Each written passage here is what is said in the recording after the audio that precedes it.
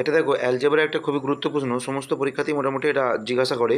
তো এই কোশ্চেনটা সহজে করতে গেলে প্রথমে আমাদেরকে একটা কনসেপ্ট জানতে হবে, সেটা হচ্ছে কি x plus one by x সমান যদি 2 হয়, তাহলে এক্সের ভ্যালু সবসময় কত হবে, 1 হবে।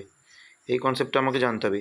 এইটাকে কীভাবে এই ফর্ম্যাটে আনবো, এখানে আমার কি আছে ডিনোমিনেটারে a-3 আছে, তাহলে এখানেও আমাকে এটাকে a-3 প্লাস 1/a-3, তাহলে আমার এদিকে কী হয়ে গেল, এখানে আমি পেয়ে গেলাম কি 2 পেয়ে গেলাম। তাহলে আমি এখানে থেকে তাহলে কি পাবো, যে a-3 সমান আমি কত পাবো, 2।